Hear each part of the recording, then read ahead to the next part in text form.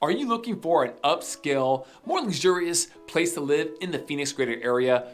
And maybe it's not Scottsdale? See, Scottsdale gets all the credit when it comes to, the upscale, luxurious living and lifestyle when wanting to be in the Phoenix area for the most part. But did you know there's another suburb that is almost just as good, or maybe it's better based on your lifestyle and what you're looking for? This is the video for you. Stay tuned. We're gonna go over all the pros and cons of purchasing a home in Fountain Hills, Arizona. Guys, thank you so much for being with our channel here and watching it and getting all the information that we try to provide on a weekly basis. Guys, hit that ring notification bell if you don't mind, because we're putting out 2 videos every single week for your personal education and enjoyment. And guys, subscribe if you don't mind as well. We truly appreciate it. All right, the pros and cons, up and down, of purchasing a home in Fountain Hills, Arizona. Guys, what is and where is Fountain Hills, Arizona? Fountain Hills has a population of about 25,000 residents. It's a smaller bedroom community, if you will, that is tucked away on the northeast valley of the Phoenix, Arizona area. Now, if you look at the map, you can see that Fountain Hills is tucked in on the east side behind the McDowell Mountain Range. And so it has just phenomenal views, as you can imagine, of the McDowell Mountains, as well as 4 peaks, the mountain range to even further to the east here, as well as Red Mountain and the Mesa area as you look down towards the south. So it is just an amazing location if you're looking for a certain type of lifestyle, okay? So based on the lifestyle you're looking for at Fountain Hills, a lot of the pros are as follows. We're gonna cover them right now. You have to start with views. The mountain views are spectacular. Guys, if you're buying real estate in Fountain Hills, the values are highly dependent upon the views. It matters. Because of the geographical terrain of Fountain Hills, you have a lot of desert washes and slope of lots where you may have a good sized lot, but it's not maybe all usable because of the slope of the lot, things of that nature. But it does provide privacy. If you're elevated, it does provide views of incredible mountains all around you, pretty much a 360-degree view of mountains. Now, what's also great is if you're elevated on certain parts of this terrain in Fountain Hills, then you'll also have city light views. City light views of Fountain Hills itself, as well as the East Valley, down where Mesa, Arizona sits, Chandler and Gilbert primarily. So it just is outstanding, and based upon that lot and the views you're gonna have will dictate overall your final purchase price that you're going to pay for the property. Which leads me to my next point, in that another pro of Fountain Hills is that there's hardly any tract home subdivisions. Now, there are some, but very little. And because of that, you have a lot of custom homes that were built by different builders over the years, custom floor plans, which if you drive down the street, you're not gonna sit there and go, oh, every other third house looks exactly the same, right? There's hardly any cookie cutter style of homes, which is great. Now, the downside of that is a lot of these were developed and built in the 80s and early 90s. That's just a general statement. There's plenty of homes that were built much newer than that, but if those homes haven't had an uplift or haven't been remodeled on the interior, then they can obviously have that 1980s vibe and feel, which obviously is not ideal because design trends change over time. But Fountain Hills still is amazing because even if some of those styles are a little older, they still are not cookie cutter, which is great. So that's a huge pro overall for the vast majority of people. The other pro with the housing is that Fountain Hills offers a great variety, a good mixture of different housing types, if you will. So they have everything from entry-level housing up to multi-million-dollar mansions in areas like Fire Rock. So it has a little bit of everything that what you may want or what you're looking for. Now, you can choose to be in a neighborhood. They have neighborhoods that are named, right? And everyone has identity of that. You have properties that are not. You have properties that are on golf courses. You have properties that are not. You have properties that are in gated communities and or guard gated communities like Eagle Mountain or Fire Rock. So these are luxurious neighborhoods, guys, that are outstanding. So it's a little bit of whatever it is you are looking for with housing. Fountain Hills is pretty much going to have it. They even have some condos as well. The median sales price in Fountain Hills is currently $680,000 with a average days on market time of 58 days, which leads me perfectly to my next pro. Fountain Hills is insulated more than any other city in the entire greater Phoenix area, as indicated by the graph I'm going to show you right now. This graph right here is actually from the Cromford Market Report. Cromford Market Index is an index that tracks all the trends of the housing market in all the different suburbs around Phoenix. And as as you can see right now, guess who's number one? Boom. Fountain Hills, right? At 158 on the Cromford Market Index, which is not even close to the number 2 position by multiple points here. So Fountain Hills is way above and beyond right now, performing the best housing market in a market that's currently kind of decelerating here, along with most other places across the country. Fountain Hills is the one shining star on the hill, if you will, for the Phoenix area. So what that means is that you don't have a lot of demand, like most areas don't currently right now in the Phoenix area, but you have very little supply. People aren't wanting to sell their homes in Fountain Hills because they have a ton of equity and because they love that area and the lifestyle that Fountain Hills obviously provides. So if you're going to buy a house in Fountain Hills, you are going to be more protected and insulated from housing market swings that occur due to economic conditions. So that is a plus. You will also experience the appreciation that goes up with the rest of the market when you're in Fountain Hills, again, because it's highly desirable.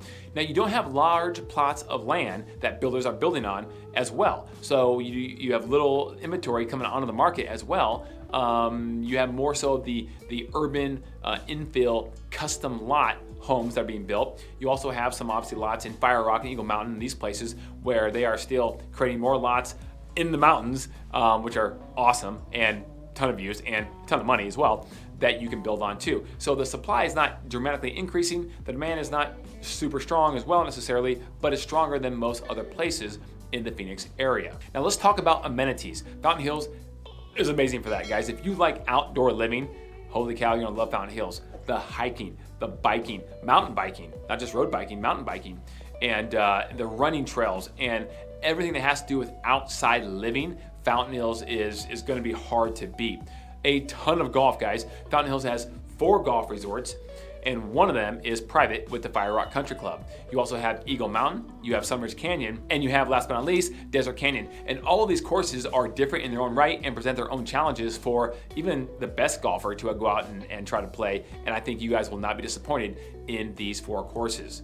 In addition to these amenities, one of the things that Fountain Hills is obviously very popular for, that's how it got its name, is, you guessed it, the fountain, guys. The fountain goes off once every hour. It is amazing. It shoots extremely high in the air, and unless it's super windy, it's gonna go off every hour on the hour. And there's a lake around the fountain, obviously, and you can walk around it with bike paths, and you have little frisbee golf, and you have parks and recreation for the kids, and then you have some businesses around there too. Some great restaurants, some good eating with patios that overlook the lake and the fountain. It's just a really quaint, unique place to go experience and walk around the lake and have just a good time. And there's always active people outdoor doing things in Fountain Hills. So what Fountain Hills is going to provide is this overall small town home feel. Now, if you don't like living in a small town or don't like that feel necessarily, because the population is, again, only around 25,000 people, then Fountain Hills probably won't be the place for you. But if you like that small town feel, but yet maybe don't want to be out in the middle of nowhere in some state, right, where you have to drive everywhere to go to something kind of bigger, then Fountain Hills would be exactly what you want, because you get that small town feel separated by the McDowell Mountain Range between Fountain Hills and Scottsdale. But yet, if you want to get something fairly large, fairly big, you could potentially be only about 10 to 15 minutes away. Obviously, if you want to go to downtown Phoenix, you're going to be longer than that. You're looking at 30 minutes or so to get down there, or the airport. But you're in Scottsdale, there's plenty of things to do, and it's right next to Scottsdale. All right, another pro, or it could be a con, depends how you look at it, but the school systems. The school system is a highly rated school system, but there's not a whole lot of kids that go to school there. In fact, you're talking about 550 students that make up the entire population of 9 through 12 in the high school, as an example, at Fountain Hills High School. Fountain Hills has its own school district, so it is an elementary, a middle school, and then you got the high school that's separate, but it has a really good ratio from students to teachers at an 18-to-1 ratio. So if you love that smaller classroom size, you're gonna love Fountain Hills School District. One of the things that could be considered a con is the fact that Fountain Hills is too far removed. Now, that makes it special for some people. For other people, you may not like it because it is too far away from things, removed, and it's a smaller population type city. So that could be a con for some people. Another con could be that the median age is 58 years old in Fountain Hills. So there are a lot of retirees and second home owners who come down, i.e. snowbirds, right? Who come down and live there maybe only part-time of the year. So in the summertime, if you're a year-round resident, maybe it feels like it's vacated a little bit and it's not as vibrant as it would be in the wintertime. So that could be a downside if you're looking for something with a little more hustle bustle and maybe with something with a lower median age. But that's up to you and your lifestyle and what you're looking for. Now, from a crime standpoint, Fountain Hills is rated A+. I mean, it's very low crime, and so that's obviously a good thing. It's very safe.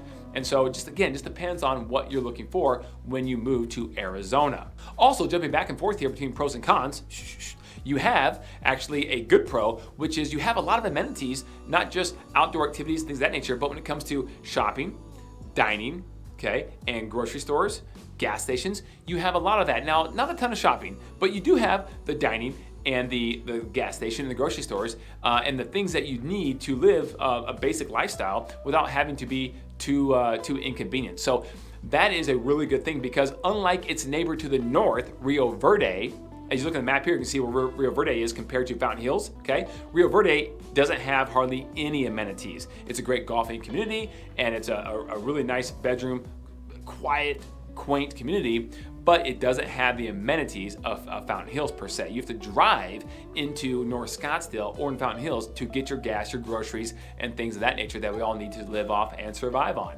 So again, Fountain Hills already has that while still having that quaint small town feel.